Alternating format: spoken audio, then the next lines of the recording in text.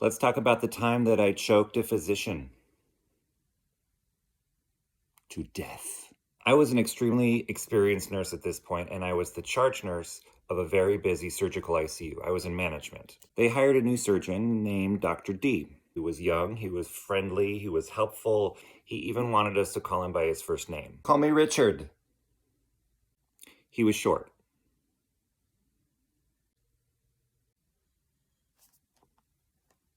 There was a brief honeymoon phase, but pretty quickly after that, the cracks started to show.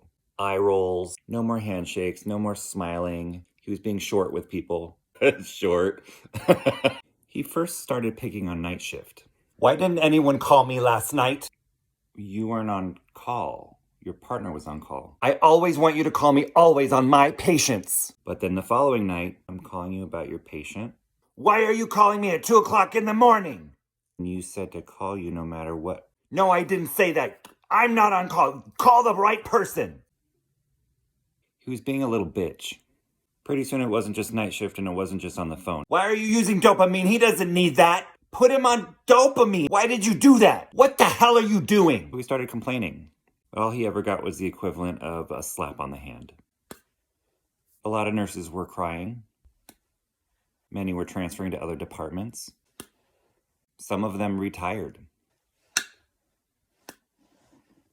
But he made a lot of money for the hospital. You know, though, that's really what it's all about, right? Fuck the nurses. Then one day he yelled at me. Well, the waveform went flat and Oh my God, how many times do we have to talk about laminar flow? I've talked about laminar flow my entire life. For all these years, I've been telling you about laminar flow. We've had classes about it. We have had in-services about it. I have talked to you about that. Turns out he was wrong and I was right. I know all about laminar flow, Dr. D. Talking about flat waveform on the motor current on the impella, which would indicate malpositioning, which would indicate an echocardiogram. Fine, let's get the echo. No. We don't need an echocardiogram. Andrew, just get the echo. Do you need a stool?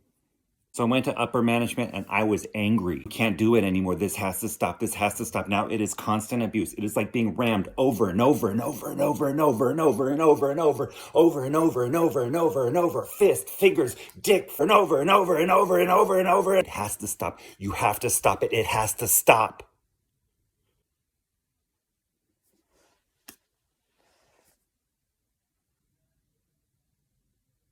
So I quit. I worked there for 16 years and I quit. However, I did have one more run-in with Dr. D before I left. This patient came out of surgery hot. Blood pressure's like 50. He has a lumbar drain. The lumbar drain has blood coming out of it. There's a lot of blood coming out of the chest tubes. It was all hands on deck. Patient was crashing. Dr. D, this patient is crashing. Hello? He hung up on me. We're scrambling. We're saving this guy's life. Someone is here to get an x-ray, but you can't move this gentleman. But our team was on it. We were trained for this. Controlling the bleeding, his blood pressure's coming up. We're saving his life. This is exactly why you value your frontline staff. And you protect their mental health. Dr. D walks in. Andrew, why didn't you get an x-ray? That's the first thing anyone does on this. Don't you know that? Like a volcano, it all started welling up inside me. The outbursts, the crying nurses, the nastiness. No. I was gonna let him have it. And I had an audience. Finally, I was gonna articulate every thought I have ever had about this man. It was gonna be cutting and concise and redemptive. People are gonna cheer after they hear what I say about him. And so I looked him right in the eye and I said, stop it, stop it, stop it, stop it, stop it, stop it, stop it, stop it, stop it, stop it, stop it. Yeah, that's all I had.